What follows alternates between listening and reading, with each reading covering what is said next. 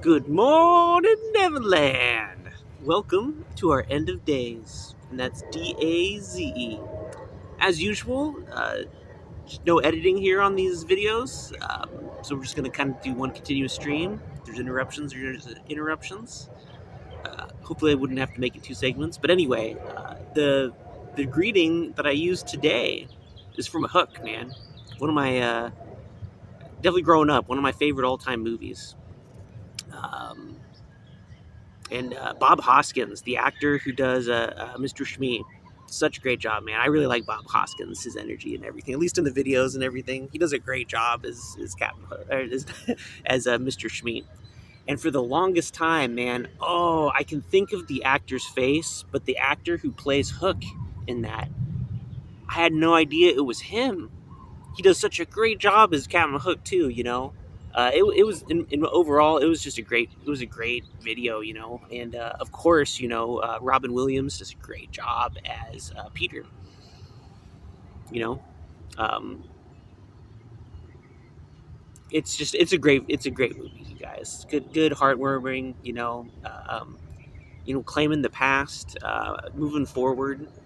Um, and so I guess that's kind of what I wanted to talk about right now was as I mentioned on my channel, at least at the moment, I'm homeless, so I'm living on the streets. I got my I don't know, you can't see it, thankfully this time, but I have the umbrella behind to prevent the wind. Because man, on one of my videos, you can see it. It's just like the wind can get so bad, it makes the volume, absolutely. It just detracts so much from the video, you can't watch it. Um, so thanks for sticking with me, you guys, while I just kind of explain the technical stuff. Um, the biggest reason why I'm homeless, it's really by choice, you guys. Especially starting out, it's a little bit different right now. Um, and I thought about it for a long time. I had you know a lot of time to prepare in a lot of different ways. Um, as I like to say, or as part of my story, I thought that things were going to go down differently. Um, I had been caregiving to my grandparents, and I love them. I absolutely love my grandparents. To this day, I do. And they passed away. Um, but I got to be there for their passing, like physically there, and it is something that I wouldn't change for the world. Um, if my experiences lead me to be more of a death doula, I could do that. That's just transitioning is such a huge experience, you guys, and it's something else, you guys. Like yeah, it's being there for births and for deaths. I think that the human experience, it makes it so that you see that we're beyond the flesh. Like we really are something else. That's just my 2 cents, of course. But anyway, through experiences like that, really knowing that we're not of the flesh, all right, that we're really spiritual beings, it has turned so much into my life upside down. Um, and in a lot of ways, I always knew it. It's just like I was kind of a strange kid, um, and it's nothing. It's not really even a knock against my parents, you guys. We all deal with traumas and everything, and maybe it was just a psychological error on my part. I'm not necessarily blaming my parents for what I'm about to say by any means. All right, but it's just like I feel like at a very, very, very young age, I looked around and I was like, man, nobody really knows. Nobody really remembers that we're spiritual beings. We're here in a temporary sense, all right? And that there's different, essentially laws which govern reality.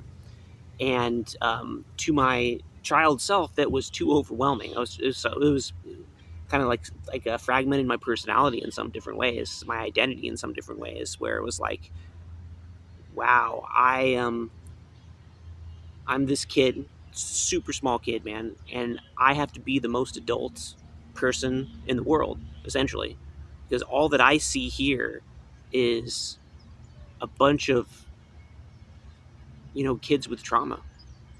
And maybe it's just because I'm a really old soul, who knows? There's different explanations for all that and everything. Um, but it definitely shaped my worldview, and I think part of everything that I went through, like I like to say too, it's just like I'm here to be of service, you guys. Like this is my intent in being here. Even making these videos. All right, uh, barking confirmation. um, the biggest, like, people, if you run in the circles, they call them witch wounds, and it's basically like, hey, I recognize God, saying this to your community, and the community says, ah, yes, you're a witch. We'll burn you now. How dare you speak against us? And it's not even intended to be that way. Like it's more like this experience of saying, like, wow, life is so much more beautiful and open, and this is how it works. It's not how we're being told it works. And then this, in the past, I'm going to say, has threatened people's idea of structure. Now, from the Bible, quoting the Bible, and there's different versions of this as well. I'm not going to say just the Bible, because this is common sense if you ask me. But it's, if you build your house on sand, your house is going to sink. Your structure is going to sink. You need to build your house on a solid foundation. And in the case of this house, is how we shape our perspective, how we shape our lives, how we shape our communities, our society. All right. And if we build it on sand, it makes us feel it doesn't make us. It can feel uncomfortable if we've leaned so heavily into it, thinking that we've built something which is really on solid ground when it's not. When anyone can just come along and be like, "Hey, this is how it is, and I can show you." Woo, and so that's what I mean. Also, is that through just other experiences, which I'm not going to get into, I learned that just like the world wasn't ready. Still, it seemed like, and so a large part of my life, I just laid low. I sought wisdom. I wanted to heal myself, and fiery personality I am sometimes. I really wanted to be of service, and I didn't know how to be. And it took me a long time, guys, long time. I've talked about enablers and narcissists on my channel before, and I'm not even calling them empaths. I am pretty empathic. I think especially enablers usually are, but let's call a spade here. Yeah, there's narcissistic people out there for sure. Especially when you get into define what it means and what they're really experiencing, narcissists. And then you got to go in the same direction with the other side of that coin, and that's enablers, because narcissists could not function without an enabler there enabling them. Like, it wouldn't be possible. Like, enablers essentially try to become the foundation that the narcissists, build their house on. And it's one of those crazy things, and there's layers to it, I guess, but it's just like, I'm at a point in my life where it's like, no, if you need me to be your foundation in this way, where you got to stand on top of me in order just to exist, nah, man, you get to sink. All right, you get to sink. I'm done with that. I'm done being that foundation. Okay, no one's gonna stand on me anymore. All right, I've been there. I've been humbled like that, and God humbled me even further. Um, and I'll get into that in another video maybe, but just like, I got humbled extra special because I was shown where it's just like, no, I want to give. I want to sacrifice. I want to be that. Um, Martyr, essentially, where it's just like, if that's what it takes, I don't want to be a martyr, but just like, if that's what it takes to make God happy, to do the right thing, then I'm going to do it. And what I was shown is just like, if you really truly feel that way, live for yourself. Show people that this is how the world works. This is how things work, where you got to build on your own foundation. You got to build on, what truly is. And I would say this is God. All right. Like, and it's something that people have to develop, more or less on their own. Now, you can develop it on your in groups and everything too, but at the same time, there needs to be this respect, this recognition of the individual, and in this case, like the ego, this sense of I am, which is separate from everybody and everything else. And the paradox is, I think, in order to build the strongest ego, to have the strongest ego, it is also recognizing that it is built upon God. And so you cannot separate the separate self, truly. And this gives humility, I feel like, where it's just like, yeah, I can be super for myself, and it's so other people can be super for themselves too. And then we can all be for ourselves. We can all be responsible for ourselves. And then we don't have to, when we're coming from a lack mindset, if we're coming from, traumatic generational curses that our family bloodlines have carried with us for God knows how long, original sin, in other words, um, we can claim it, and then we can heal it rather than projecting it outward onto other people, onto circumstances, onto God. All right. That's something that we get to claim, we get to move forward with, and we get to release. Like, to me, this is what the path of Jesus was all about. It's forgiving and unbinding those generational curses from within. All right. And then that frees up our spiritual power. And then we get to create reality. All right. Because creating reality in any other way doesn't even matter, you guys. Seriously. I see all these manifestation videos and techniques and everything. And it's cool to think about. But people, I tend to see that, from my perspective, right, which is all this is, I tend to see that people are using these manifestation abilities or techniques to put band-aids on. It's just like, man, I want, a better job. I want, more money. You know, it's like, oh man. And even going further, oh, I want a really loving relationship. And it's just like, oh man, it's like, okay, those aren't bad things to want, but those are byproducts of doing the work, if you ask me. All right, the work should be first thing to do, because and I'll frame the work in a certain way. All right, when I talk about the work, this is what I mean, where it's just like we examine our present situation first, and then we see what we want, and then we dig deeper. All right. So it's just like, man, I really want a better job. All right. We're just like, oh, okay. Well, what's your present job? All right. Be like, well, I'm a gas station attendant. All right. So that's and it's long hours, and I don't get a lot of respect, and it's low pay, So I don't want to do that anymore. And it's like, okay, I hear that. That's surface related stuff. Let's dig deeper. And this is where it can get a little bit messy, you guys. What do we got? 13 minutes. Man, I love to talk. Um, that's a joke too. Maybe not. But let's dig a little deeper. Be like, why did you do the gas station attendant job in the first place? Why did you apply here?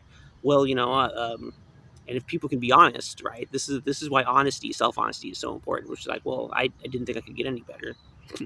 It's like, oh wow. So you're saying you think that you don't deserve a better job in this case, right? Just like more money. People want to say, just like, I want more money. Give me more money. I want to win the lottery. I want more money. Be like, okay. I hear you. Let's dig deeper. Why don't you have more money right now? Right? And you will see people's excuses come up. And this is why, especially money, it's very layered.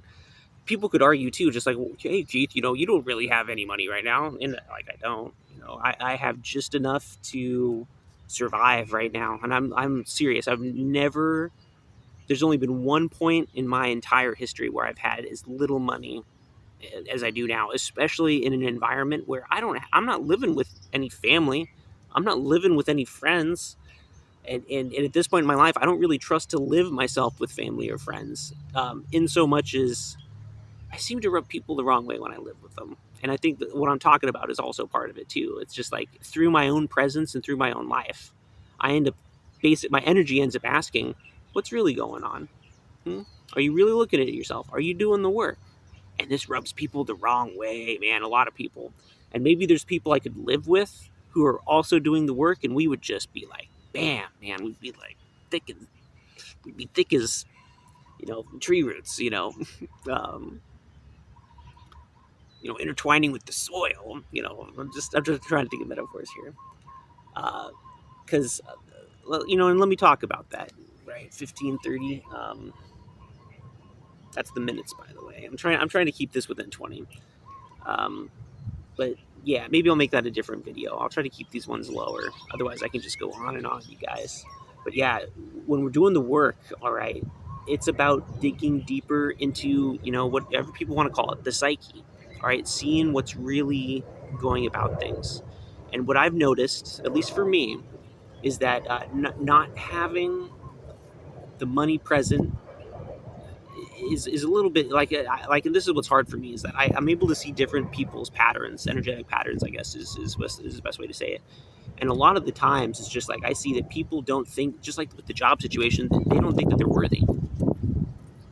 um, and this manifests in many different ways.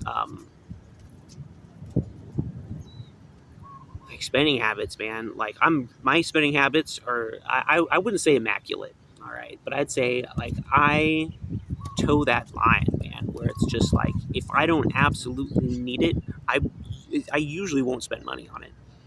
All right, or if there's a cheaper, more effective way to get something, I don't let convenience dictate my expenditure. Like period. Where it's just like, oh man, I could just grab this, and then it's more convenient that way.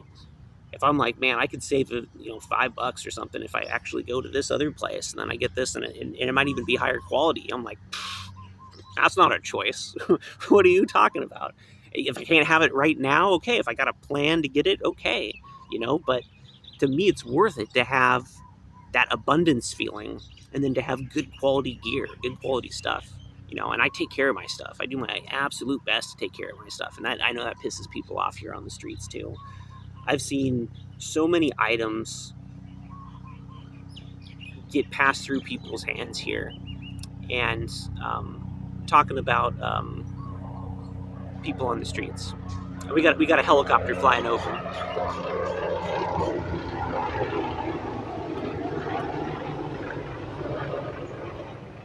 Yeah, they like me, you guys. Like right over, right over. I don't know if you. Hopefully, it wasn't that loud, but all right, dang it, I'm getting up there.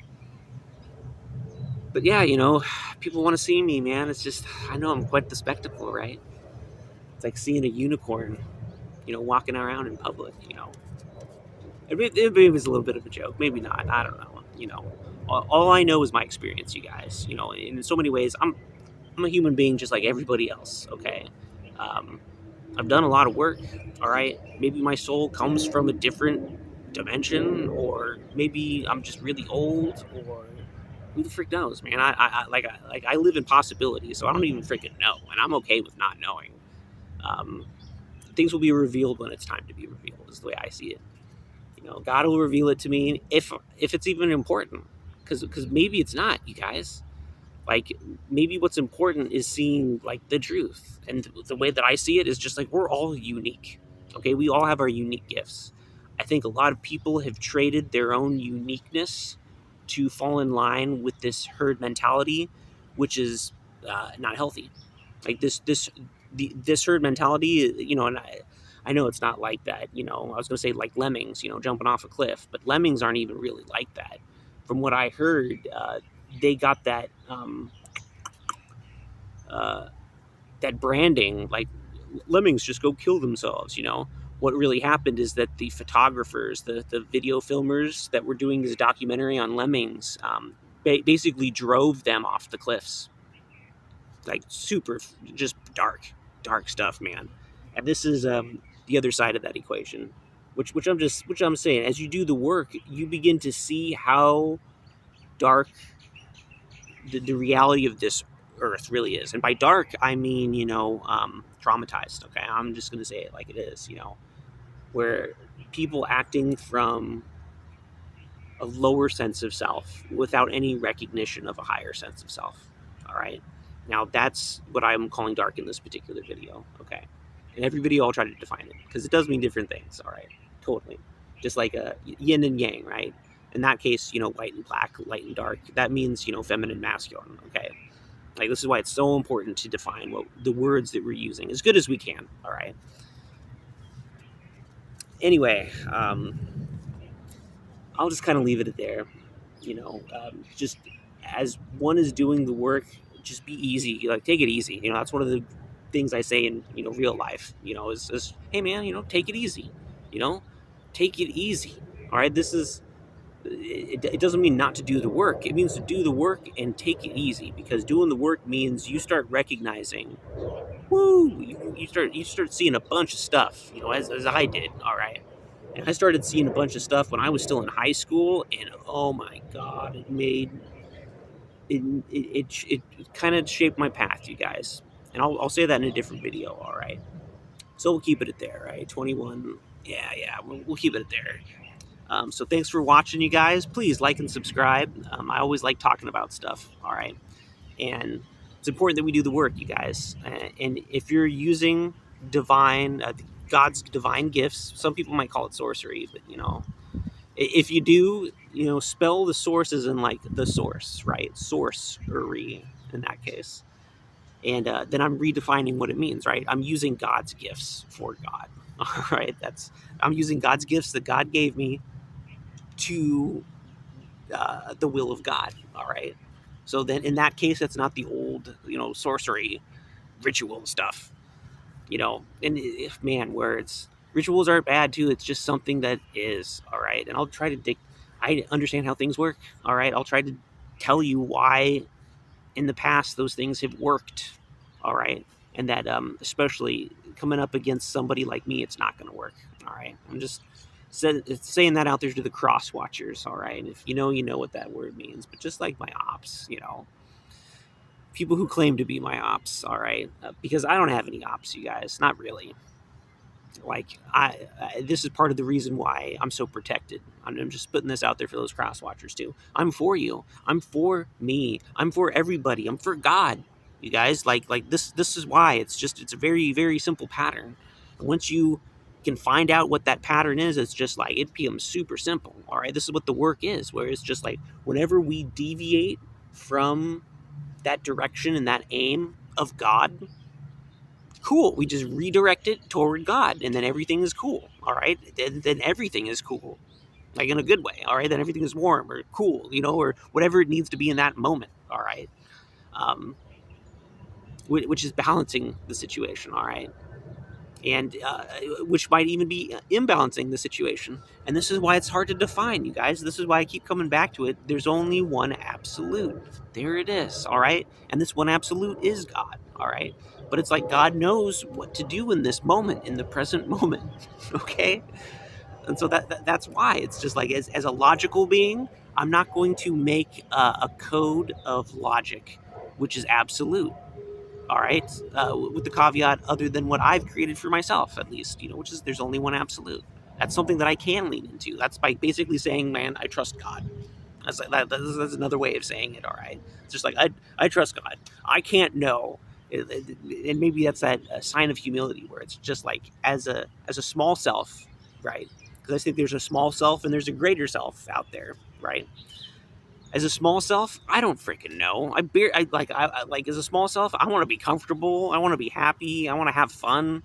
I'm like a kid, man. Like my small self is like this kid that just wants to play. All right, and also see the world in what I would call the true sense. Where it is awe inspiring. It's beautiful. Like God has given us this creation to play in. All right, and I think on a soul level, that's also why I'm here too, where it's just this playground can be cleaned up, you guys. Like I think it's time. All right. Like I know a lot of Christians and other people think like, well, no, it's just a hell world, and you just are here, and then you just suffer until you die. And I'm like, just face palm. It's just like, okay, like see how that works out. See how that works out, you guys. If you're not living in joy and in alignment with God now, why do you think it's going to be better later on? All right. Like, this is what the work is. All right. It's getting good with God now, right now. All right. Okay, I've gone on. I've talked a lot. All right, but maybe that's the story. That's the story for this video. So, thanks, guys. Like I said, like, subscribe. Thanks for the support. Like, however, whatever form it comes in, even if it's just an occasional view. All right. And if you guys are cross watchers, sending me little venom things or whatever, cool, man. All right, I'm taking it up, and I keep wanting to say transmortify, transmute. I want to transmute that shit. I'm going to. All right, because God gives me the power to. All right, and so, yeah, energy. Turn it into gold and then give it back to God. All right, yeah, guys. So, peace out, love within. I'll catch you as you catch me on the flip side.